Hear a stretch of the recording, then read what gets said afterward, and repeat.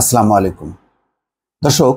৯টি বছর, দীর্ঘ ৯টি বছর অপেক্ষার পর ভারত থেকে ফিরে আসলেন বিএনপির নেতা সালাউদ্দিন আহমেদ।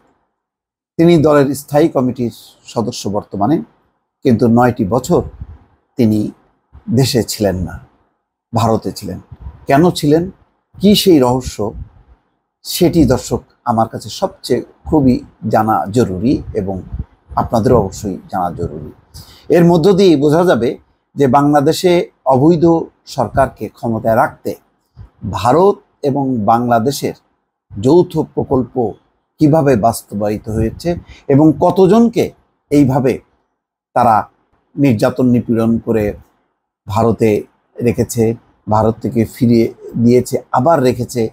এই যে জয়েন্ট ভেঞ্চার, এই জয়েন্ট ভেঞ্চারের কারণটা কি, সেই রহস্যটা উন্মোচন আমার কাছে খুব জরুরি। বিএনপি নেতারা, কর্মীরা খুবই খুশি তাদের নেতা ফিরে এসছে।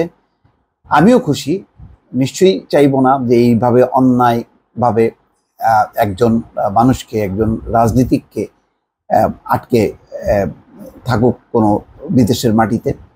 তো ফিরে আসাতে আমিও খুশি ব্যক্তিগতভাবে, কিন্তু আমার জানতে বড্ড ইচ্ছা অনেক দিন থেকে যে কি সেই রহস্য, যেই রহস্যের কারণে কিভাবে তিনি মেঘালয়ের রাজ্যের শিলংয়ে গেলেন, ঘোরাঘুরি করছিলেন উদ্ভ্রান্তের মতন, তারপরে পুলিশ নাকি তাকে দেখতে পায়, আটক করে, তারপরে কেন সে সীমান্ত অতিক্রম করে সে দেশে গেছে, সে কারণে তার বিরুদ্ধে মামলা হয়েছে, তারপরে দণ্ড পেয়েছে, তারপরে সেই দণ্ড মুক্ত হয়েছে তার আবেদনের প্রেক্ষিতে।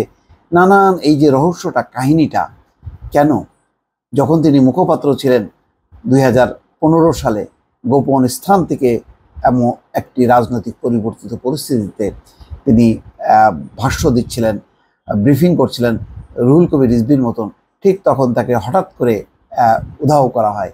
কারা উধাও করলো, কারা সেই মেঘালয় পর্যন্ত নিয়ে গেল, কিভাবে নিয়ে গেল? এটা কি সালাউদ্দিন আহমেদ নিজে নিজেই চলে গেল? দর্শক, সত্যি জানতে ইচ্ছা করে এবং আমার অনুরোধ থাকবে, সালাউদ্দিন আহমেদ ফিরেছেন, এই রহস্যটা উন্মোচন করলেই বোঝা যাবে বাংলাদেশ সম্পর্কে ভারতের নীতি কি। অনেক কিছু জানা দরকার, বোঝা দরকার।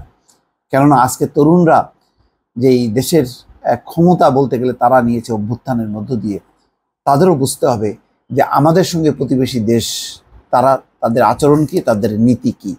তারা যেভাবে এখন অতন্দ্র প্রহরী হয়ে পাহারা দিচ্ছেন দিন রাত, তেমনি দেশকে রক্ষা করার জন্য তাদেরও আসলে দায়িত্ব নিতে হবে। এই ঘূর্ণি ধরা জরাগ্রস্ত পুলিশ প্রশাসন, রাজনীতি, আমলাতন্ত্র দিয়ে দেশকে রক্ষা করা যাবে না। দেশকে রক্ষা করবে আমাদের তরুণ সমাজ। দর্শক, এখন যেই খবরটি, সেটি হচ্ছে ৯ বছর ধরে ভারতে অবস্থানের পর বিএনপির স্থায়ী কমিটির সদস্য সালাউদ্দিন আহমেদ দেশে ফিরেছেন। রোববার বেলা 2:15টার দিকে হযরত শাহজালাল আন্তর্জাতিক বিমানবন্দরে অবতরণ করেন। সাবেক এই প্রতিমন্ত্রী সালাউদ্দিনকে বিমানবন্দরে বিএনপির বিপুল সংখ্যক নেতাকর্মী স্বাগত জানান। বিএনপির ভাইস চেয়ারম্যান বরকতুল্লাহ বুলু এই তথ্য নিশ্চিত করেছেন। 2015 সালের 10ই মার্চ রাজধানীর উত্তরা থেকে সালাউদ্দিন নিখোঁজ হন। দেখেন, নিখোঁজ হয়ে কেউ দেশান্তরী, কেউ আয়না ঘরে ঢুকে গেছেন। হ্যাঁ, এই ছিল গণতন্ত্র, এই ছিল শাসন, আর এই হচ্ছে তাহাজ্জুদের নামাজ পড়া।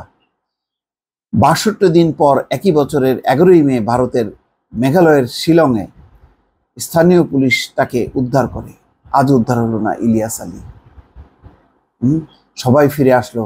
এই ইলিয়াস আলী, তার স্ত্রী এবং তার সন্তানদের কাছে এখনো কোনো ব্যাখ্যা নেই, তাদের মনে শান্তি নেই।